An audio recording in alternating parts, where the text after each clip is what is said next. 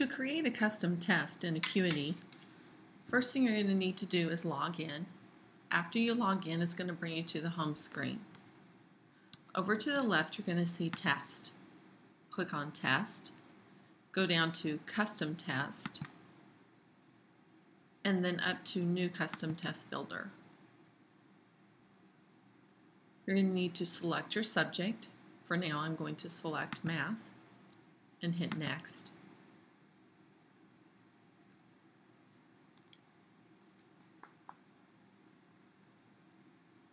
And it may take it just a little bit for it to go to the next step.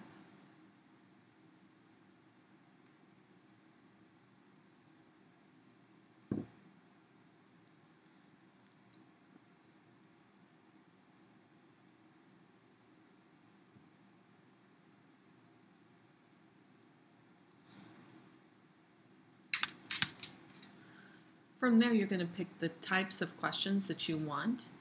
There's constructive response, there's fill in the blank, and there's multiple choice.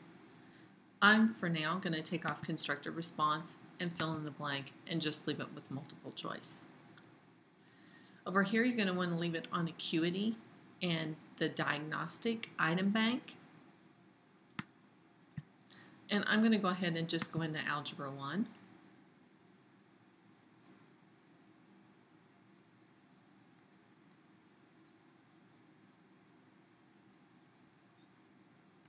And then one thing I did want to point out is over here on Search by Items, you can go to Missouri Math, or you can use the Common Core. And notice if you do use the Common Core, it is going to change it over on the side.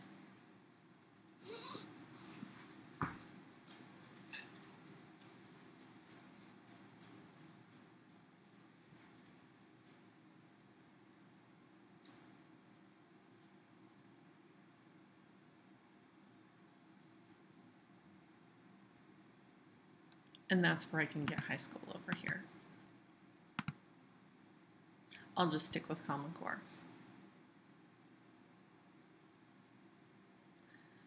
And down below here, it's going to ask us what are the different areas that we want to focus on. As I said earlier, I'm going to pick algebra, so I'm going to go ahead and pick algebra. If I were to open this up here, it's going to give me all the different main GLEs or Common Core standards that you can choose from.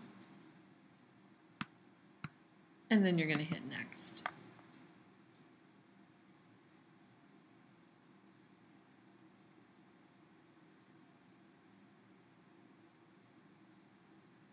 This is where you're actually going to go in and you're going to select the questions that you want for the test. Here are your standards, your skills, your additional item details, the type of question it is, where the item is being pulled from, whether it's predictive or diagnostic or both, and if it has a passage to read, the number of questions available, the number of questions that are currently selected for the test, and this is where you actually select the items. So notice on this first question, there were two possible questions. So we've got this question here, and we have this question here. So if I want this first question to be on my test, I'm going to select it. If I just want the second question, then I would select it. If I decide that I want both of them, then I'm just going to hit Select All. So I'm going to go down here and just choose a few more. I'm going to select all.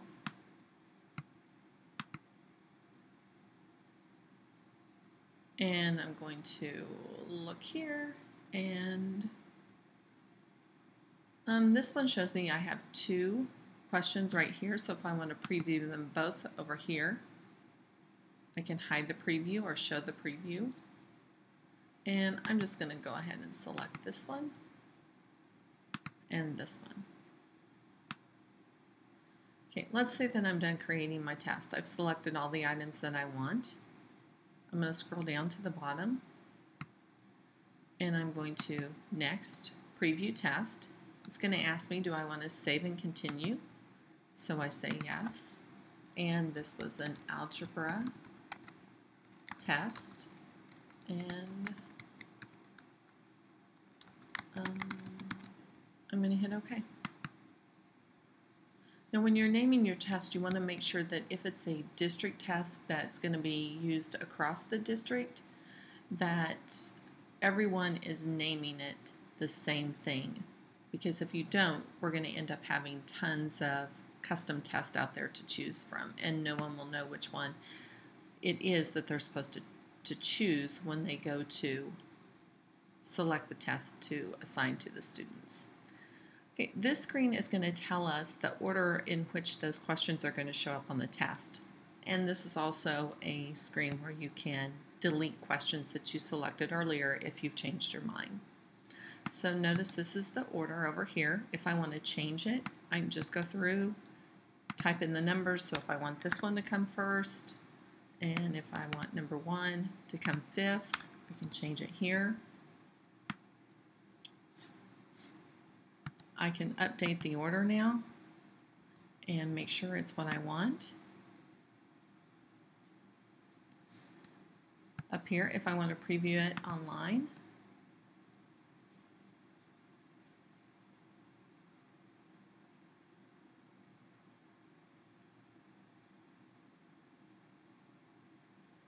and since it is a custom test and this is the first time it's been previewed, it may take it just a little bit longer to come in.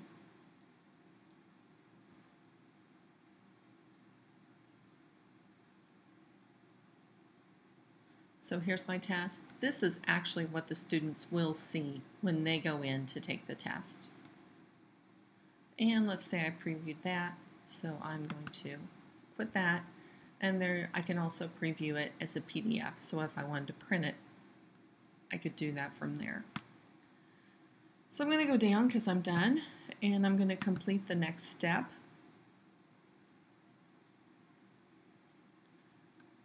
I want to do one of two options. I can either save this as a draft.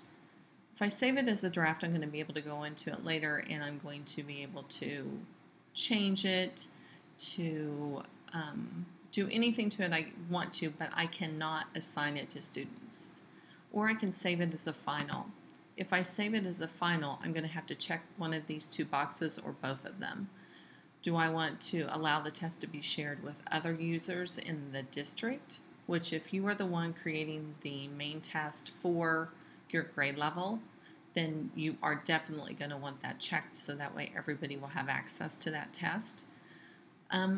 Or you're going to collect both, which the bottom one will allow you to get the reporting data that you need from that test.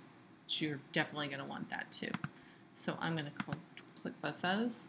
I can change the name of the test on how it's going to appear on the cover of the printed booklet. Font size, I cannot change. The number of questions, I cannot change right now because I'm in the final stages. Do I want to set a time limit? If so, how many minutes? Teacher directions are included on this test. If I check that. Oh, it might be because I don't have the questions typed yet.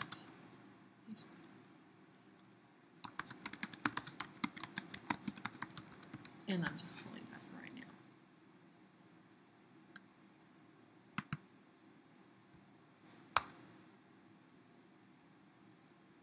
And then down below,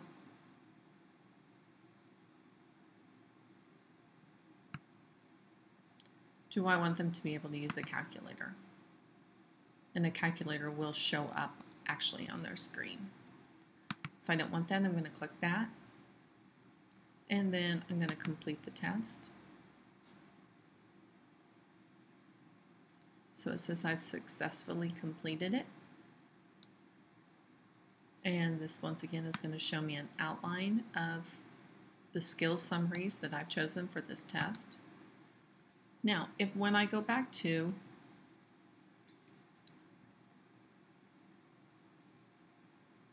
preview print,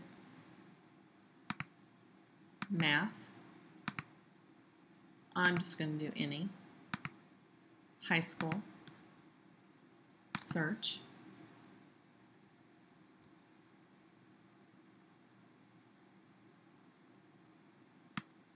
and I go to, I believe, the second page. At the bottom, well, maybe since I called it algebra, used to calling it something different.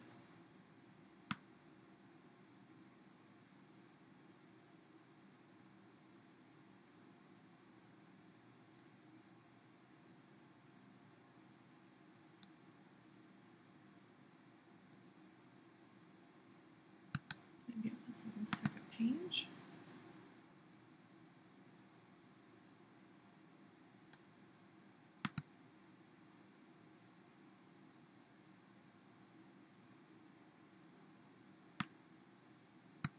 There it is.